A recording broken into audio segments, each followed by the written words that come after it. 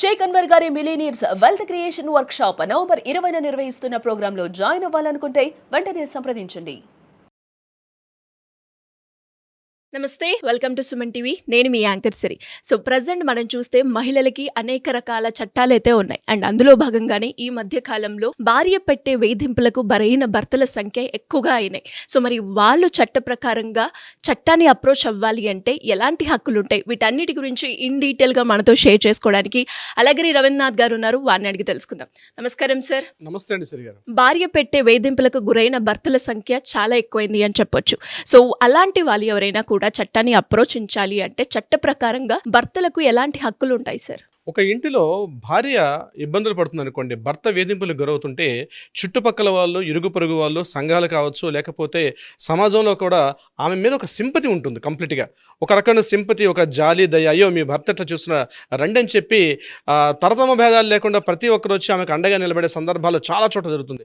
కానీ అదే ఒక భార్య పెట్టే వేధింపులు తట్టుకోలేక భర్త మాత్రం మానసికంగా, శారీరకంగా బాధపడుతుంటే ఆ సంఘటనని హాస్యాస్పదంగా చూస్తారు, వెకిలిగా నవ్వుతారు. సింపతి అన్నది పక్కన పెడితే అతనికి చాలా సమాజం నుంచి కూడా వేధింపులకు గురవుతాయి. ఏరా భార్యను ఆ మాత్రం చూసుకోవడం చేత కదా, భార్య తన్నులు తింటావా, భార్య చేత మాటలు పెడతావా అని వెటకారంగా మాట్లాడి ఇంకా మానసికంగా ఇంకా ఒక బాధలోకి నెట్టివేస్తారు తప్పించి సింపతి మాట పక్కన పెట్టండి, కనీసం అతన్ని ఓదార్చి పక్కకు తీసుకున్నటువంటి ఆ యొక్క సమాజం చాలా తక్కువ. దీనికి సంబంధించి ఇటీవల మనోజ్ కుమార్ తివారీ అని చెప్పి ఢిల్లీలో పనిచేస్తున్నట్టు ఒక అడ్వకేట్, ఢిల్లీ హైకోర్టు అడ్వకేట్ 2021లో ఒక జాతీయ గణాంకాలు తీసుకున్నాడంటే National Crime Records Bureau, NCRB అంటారు.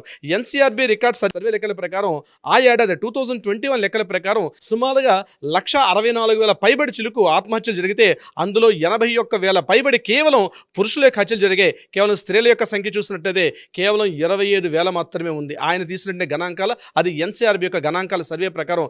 ఇది ఆయన కోర్టు ముందు పెట్టడం కూడా జరిగింది. ఆయన ఇంకోటి ఏం చెప్పారంటే జాతీయ మహిళా కమిషన్ అని ఎలా అయితే ఉంటుందో అదేవిధంగా జాతీయ పురుషుల కమిషన్ కూడా ఏర్పాటు చేయాలి. ముఖ్యంగా భార్యల స్థానంలో భార్యలు పెడుతున్న బాధలు తట్టుకోలేక అనేక మంది భర్తలు అనేక రకాల ఇబ్బందులు పెడుతున్నారు. ఇంట్లో ఇబ్బంది పడుతున్నారు, ఆఫీసులో ఇబ్బంది పడుతున్నారు, తన యొక్క పని మీద ఇంట్రెస్ట్ చేయలేకపోతున్నాడు. కాబట్టి భర్తలకు అనుకూలంగా కూడా ఎన్నో కొన్ని చట్టాలు చేయాల్సిన ఆవశ్యకత ఉందని అని గుర్తు చేస్తూ కూడా అటు పార్లమెంట్ కావచ్చు, లేకపోతే కొన్ని ఎన్హెచ్ఆర్సీ అంటే నేషనల్ హ్యూమన్ రైట్స్ కమిషన్ కూడా ఆయన నివేదికలు సమర్పించడం జరిగింది. దీని మీద చాలా డిస్కషన్స్ కూడా అవుతున్నాయి, బహుశా తొందరలోనే రావచ్చు. అయితే యూఎస్ఏ అండ్ అమెరికా లాంటి సిస్టర్ కంట్రీస్లో అయితే అటు జెండర్ వైజ్ ఉంటుంది. అంటే మహిళలకి పురుషులకి సమానంగా కొన్ని చట్టాలు ఉన్నప్పుడు కూడా న్యూట్రల్ బేస్డ్ కొన్ని చట్టాలు ఉంటాయి. అంటే అక్కడ తప్పు ఎవరికి జరిగింది అనే బేస్ చేసుకుని కూడా న్యూట్రల్గా కొన్ని రకాల చట్టాలు కూడా ఏర్పాటయ్యే సందర్భాలు ఉన్నాయి. కానీ మన భారతదేశం తీసుకున్నట్లయితే కేవలం ఒక వన్ సైడ్ అయిపోయినట్టుగా చట్టాలన్నీ కూడా మహిళలకు సపోర్ట్ చేస్తుంది తప్పించి పురుషుల యొక్క సపోర్టింగ్ చట్టాలు చాలా తక్కువ ఉంటాయి. ఇది ఒక విషయం కూడా చెప్పినట్టు ఉంటుంది, ఒక వేమన పద్యం కూడా ఉంటుంది. చెప్పులోని రాయి చెవులోని జోరిగా, కంటిలోని నలుసు ఇంటిలోని పోరు ఇంతింత కాదే అని వేమన గారు ఎప్పుడో మధ్యకాలంలో అంటే సుమారుగా 15వ శతాబ్దంలోని ఇంటిలోని యొక్క పోరేంటని ఆయన అప్పుడే చూపించడం జరిగింది. ఒక భర్త తన భార్య పెట్టే వేధింపులు తట్టుకోలేక ఆత్మహత్యలే కాదు అసలు ఏ పని చేయలేక తన వర్క్ మీద కాన్సన్ట్రేషన్ చేయలేకపోతాడు. నేను ఉదాహరణకు కొన్ని ఎగ్జాంపుల్ చెప్తానండి. భార్య ఏం చేస్తుందంటే పుట్టింటికి వెళ్ళిపోద్ది, పెట్టకుండా ఒక రోజు మనం ఫైండ్ బ్యాగ్ పట్టుకొని తన ఇంటికి వెళ్ళిపోద్ది. ఇంటికి ఎవరైనా భర్త తన బంధువులు వచ్చారనుకోండి, వాళ్ళ అమ్మ నాన్న కానీ లేకపోతే సిస్టర్స్ కానీ ఎవరైనా వచ్చారంటే వాళ్ళని సరిగ్గా చూడకుండా, వాళ్ళతో పలకరించకుండా, వాళ్ళు మాట్లాడకుండా వాళ్ళు అనేక రకాలుగా బాధలు పెడతారు. అంటే సైలెంట్గా ఉండి బాధలు పెడతారు. చెప్పిన మాట వినరు. అక్కడ ఏదైనా చేసి పెట్టమంటే కూడా చేసి పెట్టడం అన్నదాన్ని కాదు, వంట అనేది కలిసి వండుకోవడం బాధ్యత అయినప్పటికీ కూడా తన తరపున పేరెంట్స్ వస్తే మాత్రం పట్టించుకోరు. అదే ఆమె తరపున బంధువులు ఎవరైనా వస్తే మాత్రం తప్పనిసరిగా వాళ్ళ బస్ స్టాండ్కి వెళ్ళడం, రైల్వే స్టేషన్కి వెళ్ళడం, ఎయిర్పోర్ట్కి వెళ్ళడం, వాళ్ళ బంధువులను తీసుకొని రిసీవ్ చేసిన ఎక్కడైనా తేడా జరిగితే మాత్రం చాలా గట్టిగా మాట్లాడతారు. అదే భర్త తరపు బంధువులు వస్తే పెట్టకుండా పోతారు. ఇంకొక విశేషం మీకు చెప్తాను శ్రీగారు. ముఖ్యంగా బంగారాన్ని పెట్టుబడి, నాకు రీసెంట్గా ఒక కేసు వచ్చింది. ఆ కేసులో ఏం చేసిందంటే ఆమె మరలా డొమెస్టిక్ వైలెన్స్ DVC కేసు పెట్టింది. At the same time 498 case డివోర్స్కి అప్లై చేశారు. డివోర్స్కి అప్లై చేస్తున్న సందర్భంలో ఏం చేశారంటే పెళ్లి సందర్భంలో పెట్టినటువంటి పెట్టుబడి కానుకలు ఏవైతే ఉంటాయో సుమారుగా ఒక 10 తులాల బంగారం పెడితే ఆ 10 తులాల బంగారాన్ని కూడా ఆ అమ్మాయి తన ఇంట్లో పెట్టి ఒక్కొక్క ట్రిప్కి ఏదో ఒక హారం అంటూ, బ్యాంగిల్స్ అంటూ, మెడలో ఉన్న హారం, నెక్లెస్, బ్యాంగిల్స్ అని ఒక్కొక్క ట్రిప్ మెల్లమెల్లగా వాళ్ళ అమ్మగారింటి పట్టుకుని వెళ్ళిపోయి మొత్తం అంతా ఇక్కడ ఉంటే 10 తులాల బంగారం తీసుకెళ్ళిపోయిన తర్వాత డివోర్స్ ఇచ్చినప్పుడు నేను 10 తులాల బంగారం ఇచ్చాను కాబట్టి మరలా ఇప్పుడు నాకు 10 తులాలు ఇస్తారా చస్తారని చెప్పి ఆ భర్త మెడ మీద కత్తి పెట్టినట్టుగా అందులో కంప్లైంట్ చేస్తే లేదు ఈ మొత్తం బంగారాన్ని మొత్తం అమ్మాయి తీసుకెళ్ళిపోయిందంటే కూడా అతని యొక్క గోడు వినే నాదుడు కూడా కోర్టులో ఎవరు లేకుండా పోయారు. అంటే అతను చెప్పుకొని ఏడుపొక్క కూడా తక్కువ, సార్ నాకు చావు తప్ప వేరే గత్యంతరం లేదు సార్, ఎలా చేయాలో అర్థం కాదు, బంగారం మొత్తం ఆమె తీసుకెళ్ళిపోయింది, ఇదే కాకుండా మా దగ్గర ఉంటే బంగారాన్ని కూడా ఆమె తీసుకెళ్ళింది, మెల్ల మా బంగారం చెప్తూ పుట్టింటికి ఏదో అంటే ఏదో ఇంట్లో ఫంక్షన్ జరిగిందనో లేకపోతే ఏదో కార్యక్రమం జరిగిందని చెప్పి మెల్లగా ఈ బంగారం తీసుకెళ్ళిపోయి తిరిగి మా బంగారాన్ని మాకు ఇవ్వమని చెప్పి తిరిగి ఉల్టా కేసులు పెట్టే సందర్భాలు చాలా జరుగుతున్నాయని చెప్పి భార్యలు పెట్టే వేధింపు ఒక లెక్కపత్రం ఉండదండి. అది తీసుకొస్తే కొండవీడి చాంతాడంత పెద్ద తోడవుతుంది మనకి, అంత లెక్క వస్తుంది. అంటే ఈ రకంగా అనేక రకాల హింసిస్తూ ఉంటారు భార్యలు, మానసికంగా, శారీరకంగా, సొసైటీ పరంగా, సమాజంలో ఇంకా కొద్దిగా స్థాయి పెరిగితే కొట్టడం, తిట్టడం, అది ఎవరున్నారా, ఇరుగు పరుగులు ఉన్నారా లేకుండా బయటకు వచ్చి కొట్టడం, తిరిగి తనే అటెంప్ట్ థ్రెట్ చేసుకొని ఇదిగో నా భర్త చేశాడని చెప్పి బయటకు వచ్చి వీధుల్లోకి, ఊరుల్లోకి వచ్చి వీరంగం చేసినటువంటి మహిళామణుల యొక్క సంఖ్య చాలా ఎక్కువగా ఉంటుంది. బయటకి చెప్పుకోలేడు, అలా అని చెప్పి డివోర్స్ ఇస్తే, డివోర్స్ ఇచ్చావు కాబట్టి డివోర్స్ ఇందుకే ఇచ్చాడు, వేరే వాళ్ళతో నీకు రిలేషన్షిప్ ఉంది, వేరే అమ్మాయితో నీకు ఆఫీస్లో ఒక అమ్మాయితో నీకు రిలేషన్షిప్ ఉంది, లేకపోతే నీకు సోషల్ మీడియాలో ఎవరో ఫ్రెండ్తో నీకు పరిచయం ఉంది, లేకపోతే ఏదో కాలేజీలో జరిగిన సందర్భంలో ఏదైనా గెట్ టుగెదర్ ఫంక్షన్స్కి అటెండ్ అయితే పలానా అమ్మాయితో రిలేషన్షిప్ ఉందని చెప్తూ అనేక రకాల అభియోగాలు చేయడం అన్నది. ఇంతేకాకుండా ఎప్పుడైనా పాత ఫ్రెండ్స్తో మాట్లాడుకుంటే ఇంటికి వస్తే ఫ్రెండ్స్తో మాట్లాడకూడదు, ఇంటికి వస్తే మీరు చెప్తే నంబర్ ఇంకా స్టెప్ మాట్లాడతాను, భర్త ఆఫీస్ ఇంటికి రాగానే ఒకప్పుడు మనం చూసేవాళ్ళం 80s 90sలో టైంకి భార్య ఇంటికి రాకపోతే భర్త పెట్టిన వేధింపులు. నానా పాటకైన మాధురి దీక్షిత్ సినిమా ఒకటి ఉంటుంది, టైంకి ఇంటికి రాకపోతే 5:30కి మళ్ళీ ఆయన టైం పెట్టుకుని మళ్ళీ ఆఫీస్కి వెళ్ళి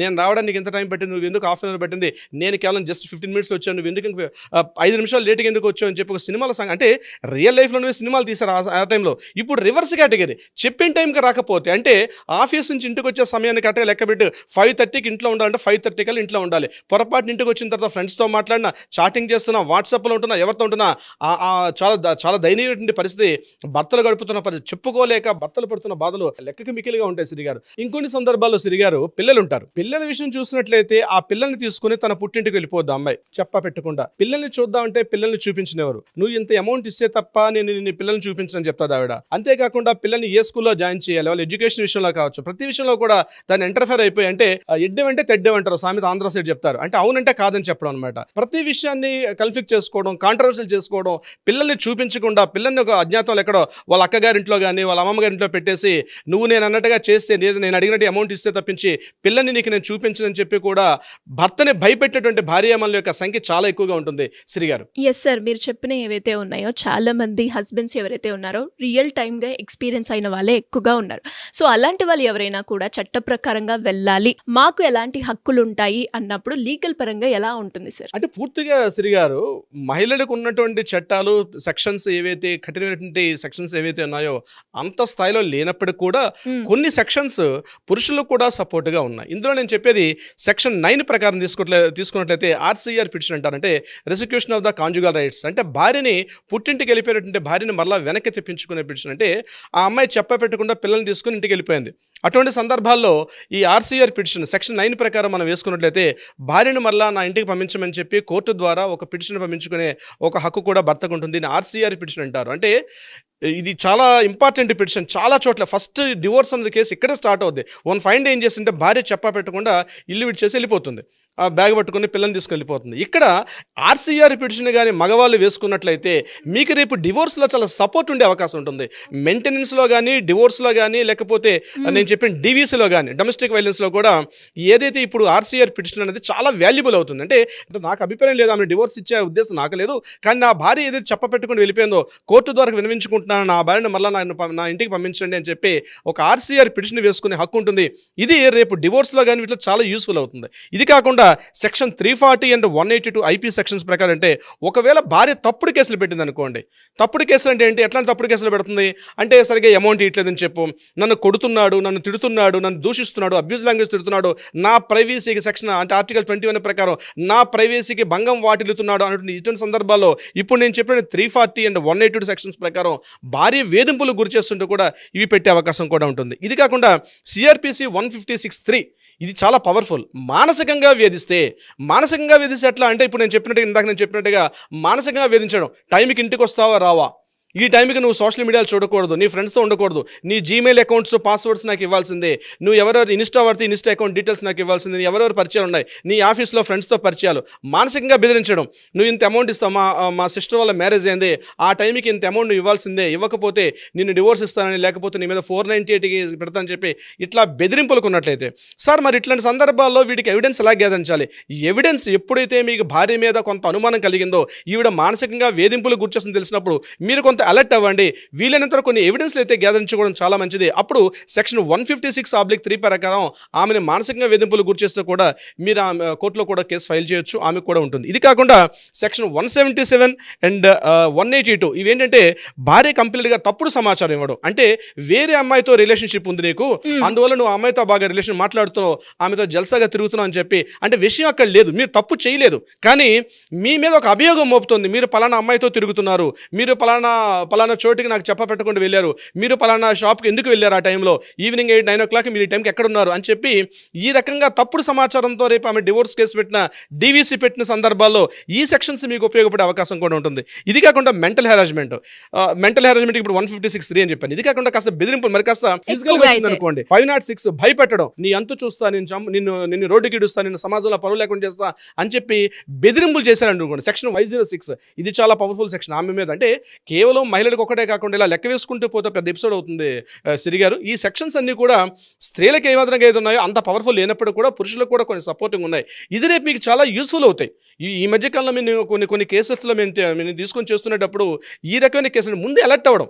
అంటే మీరు ఆమె ట్రాప్లో పడకుండా, ఈ పదాన్ని వాడడానికి నేను చాలా సాహసిస్తున్నాను, మీరు ఆమె యొక్క ట్రాప్లో పడిపోకుండా, అంటే ఆమె యొక్క ఒక ట్రాప్ అనే విషయం మీద ఒక ఎపిసోడ్ చేద్దాం. ఆమె యొక్క ట్రాప్లో పడిపోకుండా, ఆమె వాంటెడ్లీ మిమ్మల్ని హింసిస్తుంది తెలుసు, మానసికంగా, శారీరకంగా, సామాజికంగా, ఆర్థికంగా మిమ్మల్ని ఇబ్బంది పెడుతుందని మీరు ఎప్పుడైతే గుర్తిస్తారో, ఇంకా ఆమెతో కలిసి మేము జీవించలేం, లైఫ్ ట్రావెల్ చేయలేం అనుకునే సందర్భాల్లో మీరు కొంత అలర్ట్గా ఉండాలి. కొన్ని ఎవిడెన్స్లు మీరు కూడా గ్యాదర్ చేసుకోవాలి. అటువంటి సందర్భాలు రీసెంట్గా మాకు వచ్చిన కేసుల్లో కూడా మేము కొంత అలర్ట్ అంటే స్మూత్గా ఉంటుంది. సెలబ్రిటీస్ ఫ్యామిలీస్ ఉంటాయి. రీసెంట్గా చూడండి, గడిచిన ఒక 5-6 సంవత్సరాలుగా సెలబ్రిటీ కేసులు చూసినప్పుడు ఏం చేస్తున్నారంటే, వాళ్ళు ఎక్కువగా డీవీసీలు ఫైల్ చేసుకోవట్లేదు, ఎక్కువగా సింపుల్గా వస్తున్నారు, మ్యారేజ్ చేసుకుంటున్నారు, డివోర్స్ అప్లై చేసుకొని విడిపోతున్నారు. రీసెంట్గా నేను చెప్పిన కొంతమంది క్రికెట్ స్టార్లు కావచ్చు, సినిమా స్టార్స్ కేసుల్లో ఈ 498 అప్లై చేయట్లేదు. ఇప్పటికీ మిడిల్ క్లాస్ సెగ్మెంట్లో ఉండిపోయింది తప్పించి ఈ 498 అనేది సెలబ్రిటీస్లో తగ్గిపోయింది. దీనికి కారణం ఏంటంటే, బిఫోర్ గోయింగ్ టు ద మ్యారేజే ప్రీ మ్యారిటల్ కౌన్సిలింగ్ వాళ్ళు చేసుకుంటున్నారు. ఎప్పుడైతే ప్రీ మ్యారిటల్ కౌన్సిలింగ్ ఉంటుందో, ఈ గృహహింస, డొమెస్టిక్ వైలెన్స్ అనేది అవేర్నెస్ ఉంటుంది వాళ్ళకి. విడిపోయేటప్పుడు స్మూత్గా విడిపోతారు. ప్రాపర్టీస్ మీకింత, మాకింత, పిల్లలకి ఎంత అని స్మూత్గా విడిపోతారు తప్పించి 498 కేసులు పెట్టుకోవడం అనేది మీకు సెలబ్రిటీస్లో చాలా తక్కువగా ఉంటుంది. ఇటీవల కాలం గడిచిన ఒక 5-6 సంవత్సరాలుగా మీరు చూసినట్లయితే వాళ్ళ సెగ్మెంట్లో చాలా వరకు తగ్గిపోయి. బికాజ్ ఏంటంటే, celebrities before going to the marriage ఒక ప్రీ మ్యారిటల్ కౌన్సిలింగ్ చేసుకుంటున్నారు. సో ప్రీ మ్యారిటల్ కౌన్సిలింగ్ చాలా యూస్ఫుల్గా ఉంటుంది దీనికి సంబంధించి సిరి గారు. సార్, మీరు అన్నట్టుగానే ఎవరైనా కూడా భర్తలు ఎస్పెషల్గా ఫిజికల్గా కావచ్చు, మెంటల్గా కావచ్చు, లేదు అంటే ఫైనాన్షియల్ పరంగా కావచ్చు, ఇలాంటి ట్రాప్లో పడిపోయి మేము చట్టాన్ని అప్రోచించాలి అనుకునేటప్పుడు లీగల్ పరంగా ఎలాంటి రెమెడీస్ ఉంటాయి, దానికి మీ గైడెన్స్ కావాలి అంటే ఎలా మిమ్మల్ని కాంటాక్ట్ అవ్వాలి సార్? తప్పనిసరిగా సిరి గారు, దీనికి సంబంధించి 100% లీగల్గా మన సపోర్ట్ ఉంటుంది. ఎవరైనా భర్తలు బాధింపులు పడుతుంటే, భార్య ద్వారా వేధింపులకు గురవుతుంటే, నాట్ ఓన్లీ భార్య కదా, భర్తగా భార్య కావచ్చు, భార్యకి భర్త కావచ్చు, ఇటువంటి వేధింపులు గురవుతున్న సమక్షంలో డెఫినెట్గా వాళ్ళకి లీగల్ పరంగా కింద స్క్రోల్ అవుతున్న నెంబర్ని కాంటాక్ట్ చేయగలిగితే, అట్లీస్ట్ కాల్ ఆర్ వాట్సాప్ చేయగలిగితే మన లీగల్ టీం ఎప్పుడు కూడా రెడీగా ఉంటారు. కాల్ చేయకపోయినా అట్లీస్ట్ వాట్సాప్లో డీటెయిల్స్ పంపించండి, ఇమీడియట్గా లీగల్ టీం అప్రోచ్ అవుతారు. మీకు సలహా సంప్రదింపులతో పాటు న్యాయపరంగా ఒక పరిష్కారాన్ని కూడా చూపించే దిశగా ప్రయత్నం చేస్తారు. సిరి గారు, thank you sir, thank you so much. Thank you so much అండి. సుమన్ టీవీలో మీ పర్సనల్ అండ్ బిజినెస్ ప్రమోషన్స్ కోసం కింది నెంబర్కి కాంటాక్ట్ చేయండి.